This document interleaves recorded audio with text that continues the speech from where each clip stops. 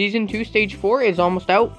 I was hoping to do it for this video instead, but since it's not completed, we can move on to Chapter 2 of Season 1. So with that in mind, let's work on Junction. I'm excited for this episode, and let's take a look. Just a quick welcome to Sav, as she is sort of featured in this video, even though this is just reused gameplay. Anyhow, Junction, by the consensus, is viewed as a pretty solid stage overall. It did a successful job of beginning the second chapter of Season 1. However, it does suffer from a few things, and I'd like to talk about that more in depth as we proceed with this review. And the best place to start is always the first thing that catches anybody's eyes: how the map looks. It's aesthetic. And honestly, though Junction is thematically appropriate because it is very cave-based, the color gray isn't the nicest shade of colors of all time. In fact, it can be quite horrendous if used poorly. Junction is well developed as far as aesthetic goes, but doesn't necessarily look great. And it's important that we discern between the differences of looking good versus being well developed. See, in my eyes, a well developed aesthetic just means that it utilized the potential that it had, and I believe Junction does succeed in that, to some degree at the very least. To look good is not only to have a well-developed aesthetic, so take that potential and go somewhere with it. It has to be potential from a coat of paint that's worth your while. And Junction is a solid 1 out of 2 on this scale. Because yes, it was maximized with the color gray, but gray itself isn't a great color. And so its aesthetic falls not flat, but definitely not great either. It's somewhere between the lines of okay and good. I would still deem it a mild success, but nothing more nor less. For the map layout and design of Junction, which is what I'd like to talk about next, I'd like to begin with that it's a successful attempt at making a coherent and well-designed map. However, there are a few glaring issues, particularly one. That would be the minecart ride. The minecart ride, which you guys just saw Sav on, takes probably half the stage right there. Maybe a third if you're not so good at this stage, but we'll talk about the difficulty a little bit later on.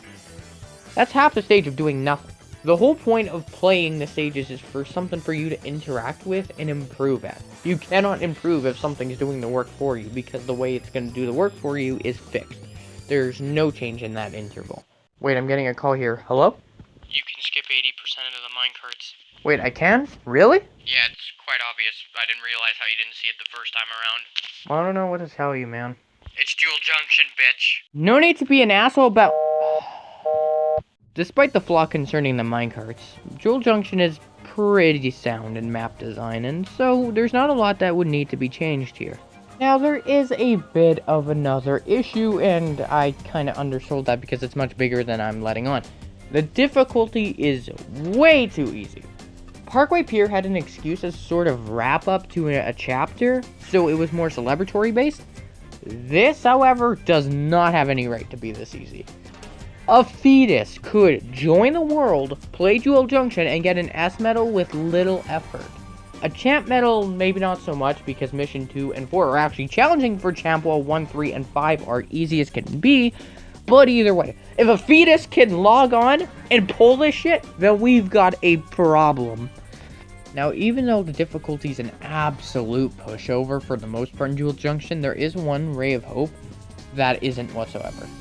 Get a glory rank. Get straight glory on Junction, and tell me how easy that is. You want me to give you an answer? It's not. It's very tough. Your positioning has to be perfect, your angling has to be perfect, your choice on when to jump versus not jumping has to be perfect. Everything has to be optimized to its absolute maximum.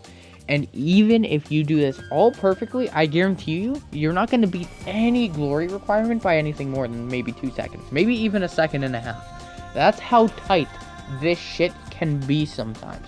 And I really like that because it spun a super easy map and made it ridiculously hard for those who are seeking a very good challenge. And I myself worked at this map enough to get straight glories. It took a lot out of me. So the difficulty is definitely way down, but it isn't out.